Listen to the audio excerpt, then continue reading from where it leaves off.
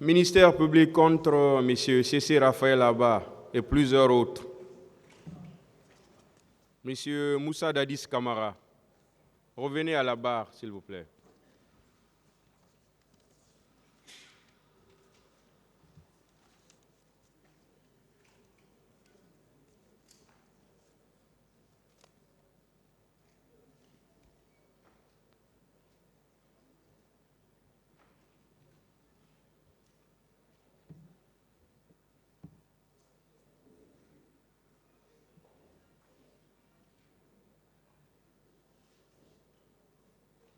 C'est vous.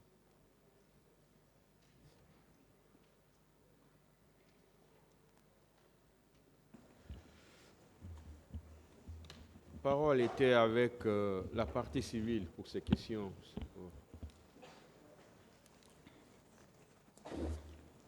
Est-ce que la partie civile n'a plus de questions?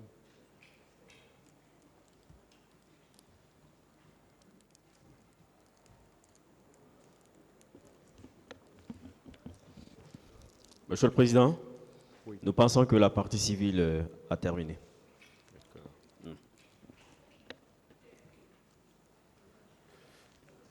La défense.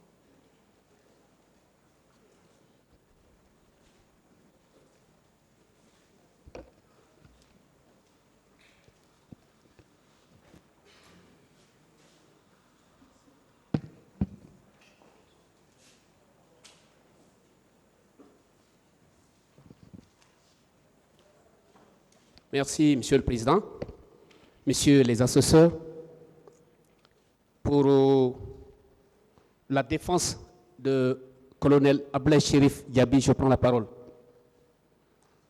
Capitaine.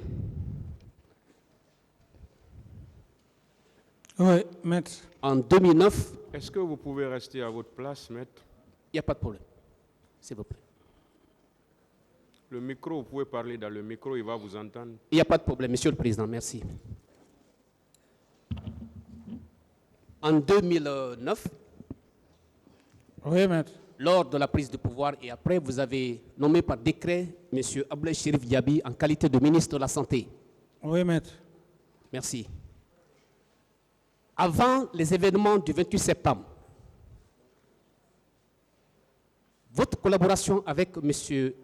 Chérif Diaby, quels étaient vos rapports en ce moment, avant les événements du 28 septembre, s'il vous plaît? D'abord, avant les événements du 28 septembre, Oui. j'ai connu M. Chérif Diaby à l'université. Il faisait la faculté de médecine.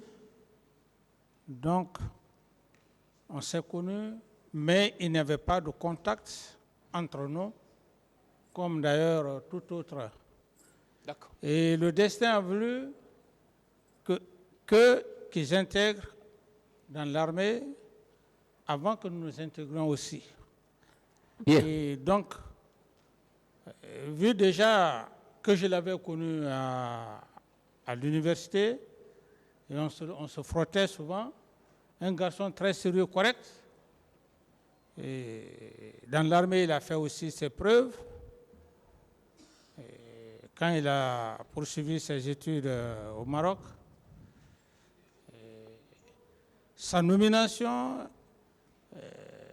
je puis franchement dire que c'est par rapport, en toute sincérité, à sa compétence. Et très joyeux, tout militaire qui avait besoin de M. Chérif Diaby à l'époque, il le faisait. Et donc, voilà comment j'ai connu M. Chérif Diaby. Et donc, la prise du pouvoir, je n'ai pas hésité. Je n'ai pas hésité vraiment en le nommant ministre de la Santé. Merci. Alors, ce qui veut dire que sa nomination ne vous a pas été une surprise. Vous dites? Sa nomination au poste du ministre de la Santé, ça n'a pas été une surprise pour vous? Ça n'a été une surprise pour moi. C'est ce que je viens de vous retracer. D'abord, il m'avait marqué à partir de l'université, quand bien même que les facs étaient distincts. Tout à fait. Le destin voulant qu'on se retrouve dans l'armée, sa compétence, tout ce que je viens de dire, donc ça ne m'a pas surpris. Parfait. Alors, avant les événements, Monsieur le ministre de la Santé, où était sa résidence? Pour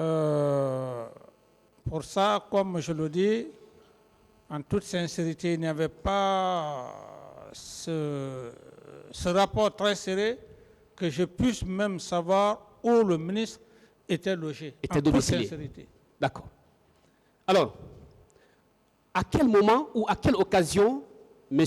Diaby partait au QG pour vous rencontrer?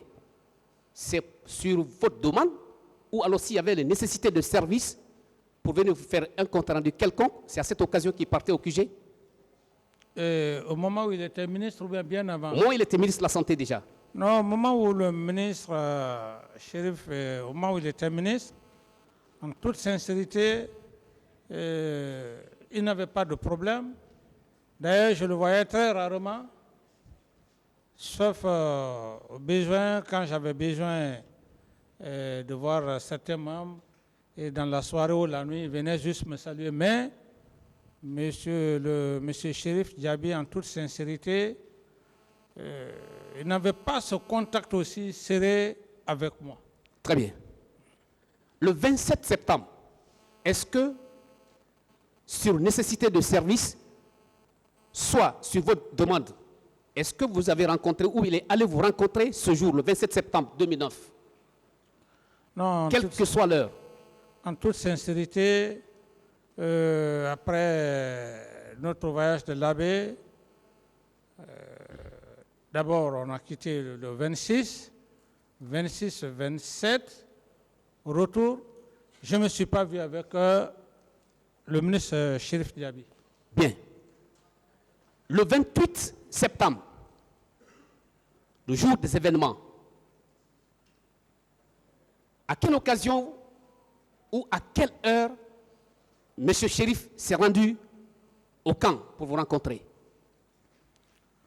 Voilà, je ne peux pas exactement me situer dans le temps, mais j'ai pu dire que c'est après les événements crapuleux qui se sont passés au stade du 28 septembre et qu'il est venu me voir, et comme il a si bien dit. Bien. Lorsqu'il est venu vous rencontrer, Monsieur le Président, à l'époque, il vous a exprimé un besoin urgent? Non, c'est d'ailleurs moi-même qui lui ai proposé ça, le voyant très sérieux. Dès qu'il est venu, immédiatement, je lui ai dit, ouais, je sais pourquoi vous êtes venu. Et donc, tout de suite, et voilà. Bien.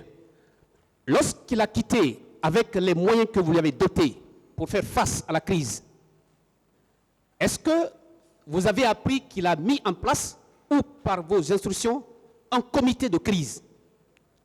Oui, effectivement, lorsqu'il est parti avec les moyens, j'estime, et je pense d'ailleurs il a constitué un comité de crise à l'enceinte de tous les hôpitaux comme il a si bien dit. Et pour preuve, quand le président Blaise est venu en visite d'État, nous nous sommes rendus à Donka.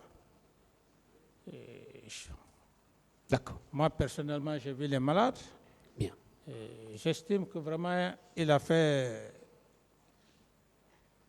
son mieux. Parfait. Alors, ce comité de crise qui était composé de grandes personnalités, tant du domaine compétences médicales et autres, est-ce que vous vous souvenez avoir donné leur nom, les composants du comité de crise? Non, ce comité de crise, c'était un comité piloté par le gouvernement et les hommes compétents, les hommes de probité morale.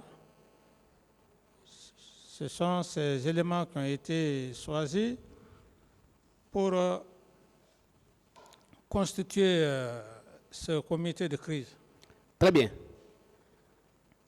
Entre autres, il y avait docteur Fatou Sike. Vous en avez pas entendu parler? Docteur Fatou Sike. Oui. Parfait. Je voudrais, avec votre aimable attention, avec l'acceptation de Monsieur le Président et le tribunal, faire lecture de sa déclaration, s'il vous plaît. Oui. Bien. Interrogé par un huissier, voici ce que cette dame dit.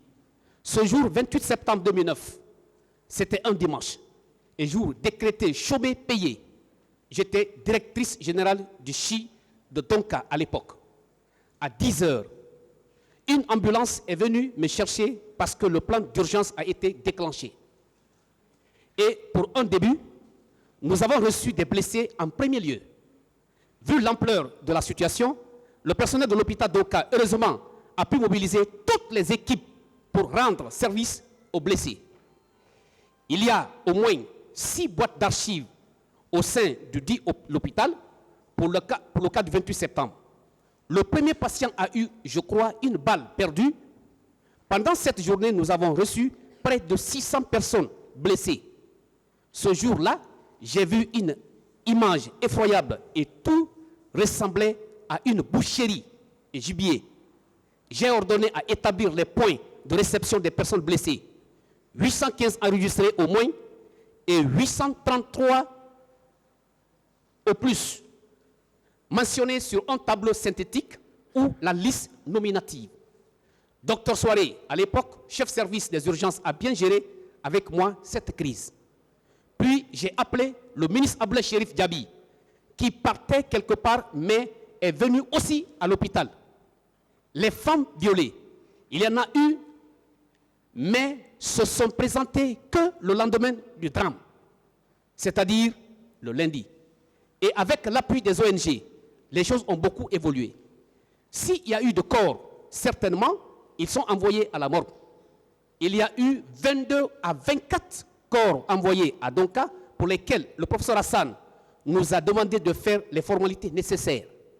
À l'hôpital Niasdine, il y a eu une trentaine de corps qui ont été déposés. Le lendemain du drame, le ministre Ablaye Chérif Diaby a mis en place un comité de crise présidé par Dr Sidiki Diakité, inspecteur général de la santé. Ce comité assurait aussi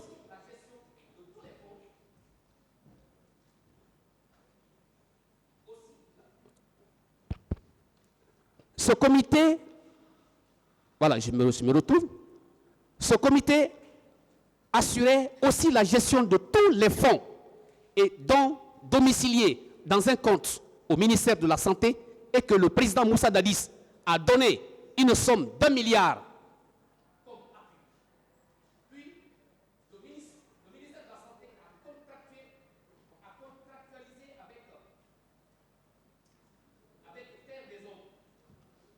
avec Terre des Hommes pour préparer et donner à manger aux victimes. Aussi, les partenaires techniques et financiers, OMS, UNICEF, etc., ont prêté leur secours à cet effet. Je suis prête donc à apporter mon témoignage devant qui de droit. Monsieur le Président, oui, maître. Je voudrais savoir toutes ces actions,